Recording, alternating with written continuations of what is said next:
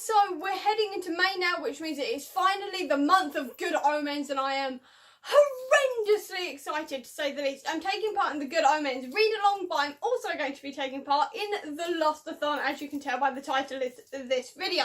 Now, I originally wasn't going to do another readathon so I could sort of relax after the owls and also enjoy my holiday, but then I saw that the Lost-a-thon was doing a theme of good versus evil. And how Good Omens is that? Good Omens is literally about an angel and a demon. But when I found out that you could actually stack prompts so you could read one book for 5 or 6 different prompts, I had to take part. So here is my Lost-a-thon TBR, and I'm not gonna do this by book, I'm doing this by prompt, so just prepare to hear the same book 4 or 5 times.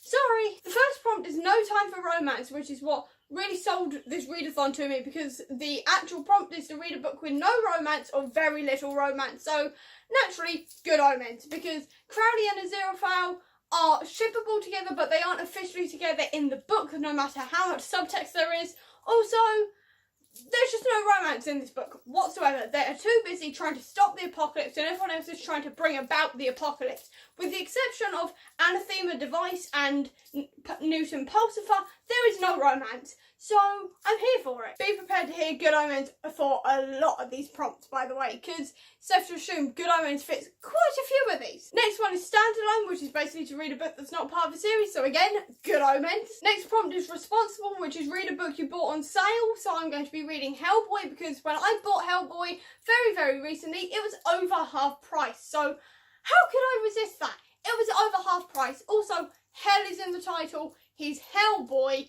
He brings about an apocalypse in the comics, still fits on theme. Next prompt is Caring for Others, a book about friendship or a self-help book about being a better version of you, or a book about a person risking it all to save someone else or something. So, Good Omens. It's a book about friendship. It is a book about a friendship that's over 6,000 years old, and also about them kind of sacrificing a lot for their individual sides so they can win and not bring about the apocalypse. The next prompt is Sacrifice, which is a quick read, so any form of short book. Again, Hellboy or Testing Pandora if I haven't read that by the time I have finished the Owls. Next one is a hero story, so a hero saving the world in any genre.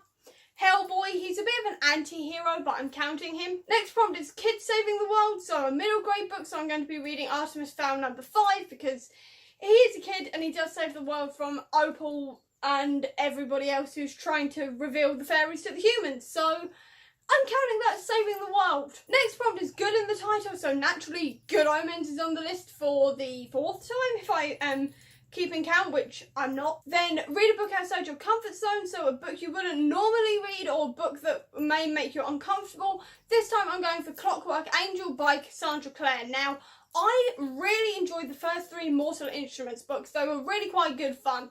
But I'm scared, quite frankly, of the Clockwork Angel and just the Infernal Devices, simply because it does, as I've heard, revolve around a love triangle. And as we all know, I hate love triangles. So I'm counting this as outside my comfort zone, because while I like Cassandra Clare's world and her writing style, I'm not entirely sure on this love triangle. Like, I managed the Clary J. Simon thing, but apparently this one's a bigger part of the book, so I'm slightly scared and it may make me a bit uncomfortable, so going for it. Also, that book deals with, like, demons and all the rest of it, so I'm keeping to a theme here. Next prompt is New to You author, so again, I'm going with Hellboy, because I haven't read any of his books so far, and I haven't read anything by the author, so pretty self-explanatory here. Next one is Lusted Over Books, so a book you are dying to read, or the word lust is literally in the title, or a book in the romance genre, etc.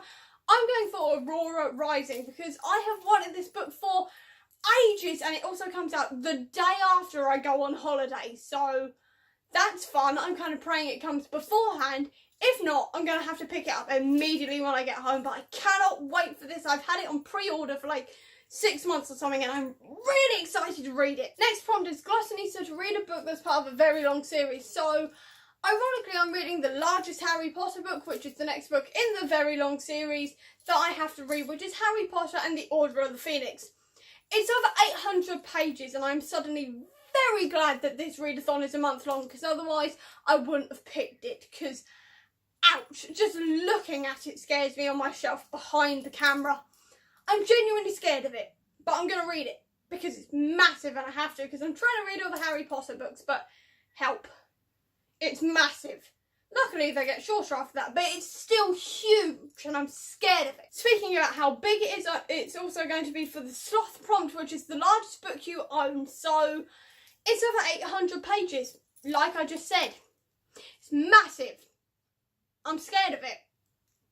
Thank God again that this is a month-long readathon because otherwise I'll be screwed. Next one is Wrath, so a villain story, so a villain backstory, a book with an epic villain, or your favourite villain or a morally grey character. So again, Good Omens, and you'll find out why I love Good Omens so much throughout the month. But let's just say Crowley the demon, or Crawley, he's actually called Crawley. I'm used to calling him Crowley because it's supernatural, but rather morally grey character there. I mean, Death is also in it, alongside the other 4 horsemen of the apocalypse who are all rather villainous and morally grey. The Antichrist is semi-morally grey, and Satan turns up, and Beelzebub. In the TV show itself, Satan is kind of voiced by Benedict Cumberbatch, so naturally I'm rather excited. You'll find out more about this later when I do more videos on it. And finally, the last prompt I'm doing is monsters. Oh my! Any kind of monster or beast that can be found between the pages of this book. So again, Clockwork Angel, because it deals with all types of demons and other underworld creatures. So it really fits in. And that is everything I'm going to be reading for Lost-a-thon. So yeah, I hope you enjoyed this video. If you did, please do give me a thumbs up. Comment down below with what you're reading for Lost-a-thon and if you're excited for Good Omens and if you're taking part in the Good Omens read along. I'd love to know. I'll also leave a link down below to all of my social media if you want to check it out. If you want to see any more of my videos, please click subscribe here and up here with the link to my previous video. But until next time, guys, bye.